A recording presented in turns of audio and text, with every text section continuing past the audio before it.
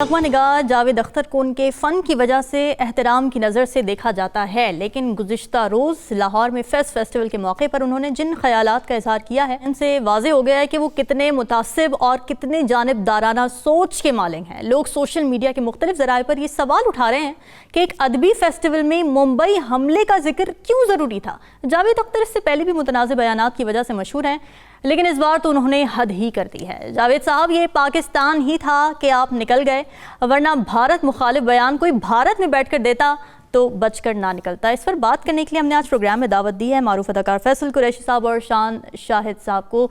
Sir, welcome to the show both of you. Oriya साहब, आप please continue. मैं ज़्यादा बात नहीं करना चाहता। इससे इनकी अपनी बेगम साहब हैं शबाना आज़मी, उनको बॉम्बे में घर नहीं मिला था इसलिए कि वो मुसलमान थे। 2008 में मुसलमान 2008 में घर नहीं मिला था और बड़ी चीखती थी कि मैं मुसलमान और मुझे घर नहीं दिया जाता। ये बात आपकी क्या नुसरत फतेह अली खान जो शो करता है, क्या इस तरह की इसने किए यहाँ वहां कर सकता था? कोई अलाउ करता था? हालांकि जितने हमारे दुख हैं किसी और के दुख नहीं। हमारे पास तो कुलभूषण जो है वो जिंदा मौजूद है जहां पड़ा हुआ है। बहरहाल चांद साहब, अस्सलाम वालेकुम जी। वालेकुम अस्सलाम। ओरिया साहब, बहुत खुशी होती है जब भी आपसे गुफ्तगू होती है, बहुत इल्म मिलता है, सीखने को मिलता है। बस अनफॉर्चुनेटली ऐसे इवेंट्स पे हमें बात करनी पड़ती है। जी हाँ, जी हाँ। तो और ये सब जैसा कि आप जानते हैं, मेरा खुद राइटर घराने से ताल्लुक है। मैं एक्टर जरूर हूँ, लेकिन मेरी जो नजरें हैं वो कल्चरल सरहद पे जरूर लगी रहती हैं। और जब भी कोई आके यहाँ पाकिस्तान में ऐसी अल्फाज गर्दी करता है, जैसे मेरे ख्याल में अल्फाज गर्दी जो है वो दहशत गर्दी से बड़ा होना चाहिए। बिकॉज एक आइडियोलॉजी आप एक मुल्क में फैला के जाते हैं जिसका नुकसान ज्यादा होता है।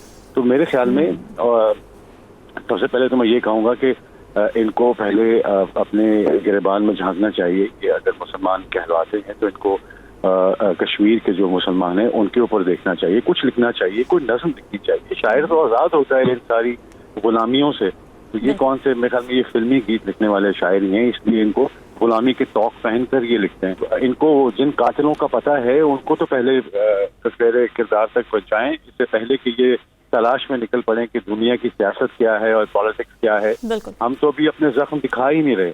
हमने तो आपको गुडविल जेस्चर में आपके पकड़े हुए लोग भी आपको वापस किए कि नहीं यार, हम अमन चाहते हैं, हम इस खित्ते में अमन चाहते हैं। लेकिन अगर इनको इस बात की समझ नहीं आ रही और ये इस तरह उकसाते रहेंगे, क्योंकि मैंने बहुत पहले देख लिया था कि फैज फेस्टिवल में इनकी तस्वीर लगी हुई थी, तो मुझे मैं इस तरह का कोई फंडो नहीं कि मैं आर्ट और इन सब चीजों को समझता हूँ। मैं खुद एक आर्टिस्ट हूँ, मैं एक आर्टिस्ट घराने में पैदा हुआ हूँ। मैं अगर वतन के इश्क को यहाँ पे फंडो कहा जाता है तो मैं वो हूँ। मैं इस वतन के इश्क में गिरफ्तार हूँ और मेरे लिए मेरी शनाख्ती कार्ड पे वल्दियत का नाम नीचे लिखा हुआ है, ऊपर इस्लामी जमहूरिया पाकिस्तान। बिल्कुल ऐसे। तो मैं सबसे पहले ये कहना चाहूंगा कि मुझे बड़ा दुख हुआ कि इनको वीजा किसने। सबसे पहली बात तो मैं ये पूछना चाहूंगा कि इनको वीजा किस बेसिस पे दिया गया? क्या कोई एनओसी साथ दिया गया? कि आप कोई सियासी बात नहीं करेंगे, आप अपनी नज़में पढ़ें, हम आपके साथ हैं, आपकी सुनते हैं। दुख मैं इस तरफ, क्योंकि मेरे कुछ यहाँ के जो लोग हैं, जो फनकार हैं, मुझे उन पर भी बहुत दुख है, लेकिन मैं फिर भी उनको माफ करता हूँ इसलिए क्योंकि वो पाकिस्तानी हैं। बिल्कुल ठीक है। अच्छा, फैसल कुरैशी साहब भी हमारे साथ इस वक्त मौजूद हैं। फैसल साहब, कहा जाता है कि आर्टिस्ट अमन का पैगंबर होता है, मोहब्बतें फैलाता है, लेकिन यहाँ तो जावेद अख्तर ने दोनों ममालिक के कशीदा मामलात को सुलझाने के बजाय जल्दी पर तेल डालने की कोशिश की है। तो ये कैसा तरीका है दूरियां खत्म करने का? असल में मसला, सबसे पहले तो अस्सलाम वालेकुम। आपको याद होगा औरिया साहब, कायदे आजम ने कहा था कि वो तमाम मुसलमान जो हिंदुस्तान में रहेंगे उन्हें बार बार अपनी वफादारी साबित करनी पड़ेगी उस मुल्क में रहने के लिए जी। मसले मसाइल इन बेचारों के साथ यही है। मैंने भी जब कल रात को ये देखा, सुबह उठ के वीडियो बनाई और मैंने भी इंस्टा पे लगाया, मेरी भी जावेद साहब से यही सवालात थे। उन्होंने जो बात की मुंबई हमले की, उसके बाद वहां पे तो आपको पता है, मैं तो ये बार बार बात बताता हूँ, कबूतर भी चला जाए तो उनको जासूस लगता है। तो क्या कह सकते हैं। फिर उसके बाद जब इन्होंने ये सर्जिकल स्ट्राइक की बात की जिसमें अभिनंदन पकड़े गए थे, तो इन्होंने अभिनंदन के उसको एनकाउंटर करने के लिए उन्होंने एक तस्वीर वहां पे लगाई, और वो तस्वीर हमारे फाइटर पायलट हैं शहबाज, उनकी थी कि जी इनको मारा गया है। जी। इत्तेफाक ये हुआ 3 महीने बाद मेरी शहबाज साहब से मुलाकात हो गई एक बेस पे, अच्छा। और मैं उनको देखता रहा। मैंने कहा यार आपको तो शहीद कर दिया गया था। तो कहते हाँ मैं यहाँ भूत बन के फिरता हूँ। तो फिर मैंने उनकी तस्वीर खींची और मैंने ट्विटर पे लगाई, और इनके जो कोई बहुत बड़े एंकर हैं गोस्ट पायलट बन गए वो, यानी। हाँ। तो इस तरह की असल में देखिए ये लोग ना बहुत ये फिल्मी दुनिया में रहने वाले लोग हैं। इस पे भी हम ना मूवी बनाते हैं, ये बड़ा अच्छा एक आइडिया मिल गया गोस्ट पायलट पे। हाँ हम क्या बनाएंगे वो पहले बना देते हैं, और वो इस तरह की फिल्म बना देते हैं कि आप सोच भी नहीं सकते। पर वो मिशन मजनू किस्म की मूवी। हाँ, तो दुख भी होता है, तकलीफ भी होती है, बिकॉज वो सारा कुछ कहने के बाद फिर एक रात वहां पे आफ्टर पार्टी थी जहां पे तमाम लोग मौजूद थे। पैरों में ऐसे मौजूद थे जावेद साहब के कि वो शायद उनको उठा के वहां से ले जाएंगे और हिंदुस्तान में काम शुरू करवा देंगे। जो कुछ हमारे वो अदाकार जो हिंदुस्तान में थे उनके साथ वहां पे हुआ, जिस तरह से उनको निकाला गया। और फिर जावेद साहब ने ये भी कहा कि हमने नुसरत को बुलाया, मेहदी हसन साहब को बुलाया, आपने लता जी को नहीं बुलाया। ये मेरी बात पूरी होने दें। लता जी खुद नहीं जाती थी, उनको मैं वीडियो जरूर भेजूंगा जावेद साहब को, जिसमें मैडम नूरजहां लता जी के घर में खाने बना रही हैं। फिर उसके बाद हमारे यहाँ जगजीत साहब आते रहे हैं, हमारे पास सोनू निगम आए, हमारे पास और बहुत सारे फनकार आए। जी जी। तो ये फनकारों का और गुलकारों का इसमें कोई मसला नहीं है।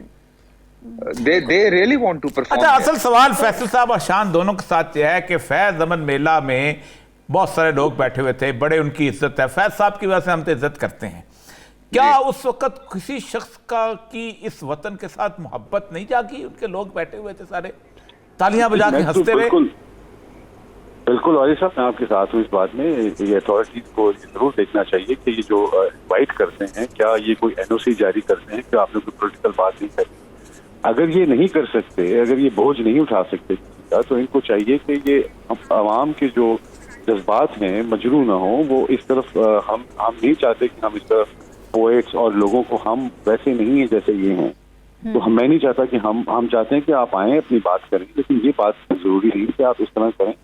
दूसरी बात ये कि इनको वहाँ पे एक भी, क्या ये कोई फैशन है कि पाकिस्तान को डिस्क्रिमिनेट करना या इसकी इज्जत ना करना या इसके खिलाफ जो बोले उसको रोकना, क्या ये कोई फैशन है? क्या ये हम एक कौन से एवोल्यूशन या रेवोल्यूशन या हम चल रहे हैं? ये कौन सी एवोल्यूशन है, ये कौन सी लिबरेशन है कि जिसमें आप अपने बड़ों की बात पे आप में हिम्मत नहीं है कि आप उनके सामने बात कर सकें? तो क्या मैं अगर वहां पे होता तो मैं तो जरूर उनको उनके अल्फाज के गिरेबान से जरूर पकड़ता और जरूर ये कहता है इनको कि आपको मेरे मुल्क में ये बात करने की हिम्मत नहीं होनी चाहिए। बिल्कुल ऐसे, क्योंकि आप एक अमन के सफीर बन के आए हैं और उसकी आड़ में आप वो मत कीजिए जो आप प्रोपेगेंडा लेके आए हैं। बिकॉज प्रोपेगेंडा हमें भी करना आता है, लेकिन हम करते नहीं। जितनी फिल्में इंडिया बलूचिस्तान पे बना रहा है, जितनी फिल्में ये लोग इतनी जो इंसर्जेंसी जो ये कर रहे हैं, उसके अलावा मीडिया भी इनका कंट्रोल है। अनफॉर्चुनेटली हमारे कल्चरल बॉर्डर्स बिल्कुल खुले पड़े हैं। हमारे वहाँ पे कोई किसी का ध्यान नहीं है, चाहे वो Z5 हो या कोई और प्लेटफॉर्म हो जहाँ पे धूप की दीवार जैसी फिल्में बन रही हो और उसमें ये बताया जाए कि इंडियन शहीद का बेटा और पाकिस्तानी शहीद का इंडियन शहीद का बेटा और पाकिस्तानी शहीद की बेटी की लव स्टोरी के ऊपर ये फिल्में बना रहे हैं। तो ये किसने देखना है? ये सब कुछ हमने नहीं देखना। अगर हमारी जो सियासत है या रियासत है, अगर वो बिजी है किसी काम में, तो ये एज ए पाकिस्तानी मेरा अथॉरिटी है कि मैं अपनी कल्चरल बॉर्डर्स को देखूं और उसमें देखूं कि मेरी जो फ्यूचर जनरेशन हैं वो उनको किस माइंड सेट पे कन्वर्ट किया जा रहा है। कौन सी चीज ऐसी है जो आप देखिए, कन्वेंशनल वॉरफेयर में तो आपको दुश्मन नजर आ जाता है, लेकिन unconventional warfare first generation warfare है। शान साहब यही सवाल लेके मैं जरा फैसल कुरैशी साहब की तरफ भी जाना चाहूंगी। फैसल साहब, वहाँ पर कोई एक भी शख्स ऐसा नहीं था जो कि कंडेम करता है इस बात को? अदील हाशमी साहब भी वहीं पे बैठे हुए थे, उनके साथ वो मॉडरेट कर रहे थे, उनके भी कोई ऐसे अल्फाज ना निकल सके जिससे कंडेम किया जा सके इस तरह की स्टेटमेंट्स को? हाँ, वैसे वाकई मुझे भी समझ में नहीं आया कि चले ठीक है मेहमान है, लेकिन आप तरीके से आप बात कर सकते हैं, आप उनको समझा सकते हैं कि सर अगर ये आप जो बात कर रहे हैं अजमल कसाब की, हमारे पास भी ऐसे बहुत सारे केसेस हैं। मतलब हम तो बार बार बता रहे हैं आपको, और हम तो शवाहिद आपको पेश कर रहे हैं, हमारे पास सबूत मौजूद हैं। आपके पास तो सबूत भी नहीं है मां सिवाय इसके कि एक किसी सहाफी ने जाके अजमल कसाब का घर पाकिस्तान में दिखाया। तो मैं उस डिटेल में नहीं जाना चाह रहा, पर कंडेम करना चाहिए वहां पे जो लोग बैठे हुए थे, वो उल्टा सीटियां बजा रहे हैं। अभी जावेद साहब का हिंदुस्तानी चैनल पे बयान आया, वो कह रहे हैं लोग तो वहां तालियां बजा रहे थे, पीपल वर प्रेजिंग मी।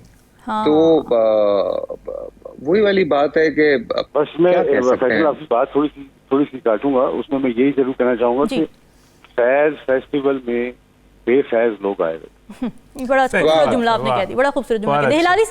हिलाली साहब आपको क्या लगता है, जफर हिलाली साहब आप क्या समझते हैं, जिस तरह की स्टेटमेंट दी गई है जावेद अख्तर साहब की जानिब से, किस तरह का रिएक्शन आना चाहिए था वहाँ की इंतजामिया की तरफ से, वहाँ के लोगों की तरफ से? इसने अगर इसके कमेंट्स के साथ कहता है कि मैंने अपना आवाज बुलंद किया है हिंदुस्तान में मूडी के खिलाफ, जब उसकी हरकतें देख के, और कश्मीर के लिए, तो फिर शायद लोग कहते हैं कि कम ऑन ये इसने किया है, चलिए हम भी सुनते हैं।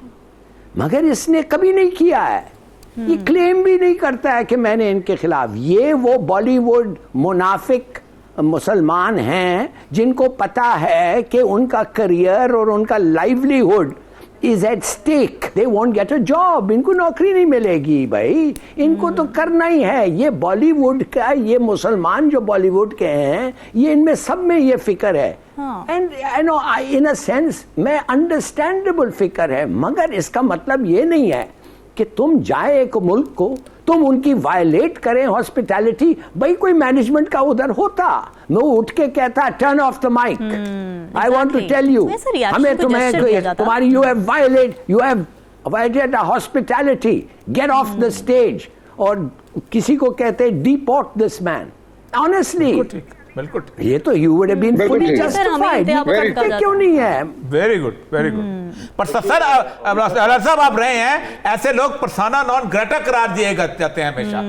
जी फरमाइए। देखिए और सर मैं ये जानना चाह रहा था, मैं तो देखिए कोई आसान काम नहीं है पाकिस्तान का, दुनिया का वीजा कहीं भी कहीं जाना हो आपने, और खास तौर पे ऐसे मुल्क जिनसे आपस में एनिमोसिटी होती है, तो कोई एक ऐसा पेपर होना चाहिए, नो ऑब्जेक्शन सर्टिफिकेट होना चाहिए, जिसके ऊपर इनको ये समझाया जाए कि भाई ये पॉलिटिकल प्लेटफॉर्म नहीं है, आप पॉलिटिकल मुनाजरा करना चाहते हैं तो आप आ जाएं, मैं हाजिर हूं। मैं तो एक बहुत अदना सा शहरी हूँ इस मुल्क का, लेकिन मैं जितनी इंफॉर्मेशन मुझे है, मैं इनके लिए मैं ही काफी हूँ। आप जैसे बड़े लोगों को तो हमें दावत देने की या तकलीफ देने की जरूरत ही नहीं। तो जितना जुल्म हम भी इसी दुनिया में हम भी लम्हा पाकिस्तान के साथ बड़े हुए हैं, हमने भी 40 साल जिंदगी के इधर गुजारे हैं।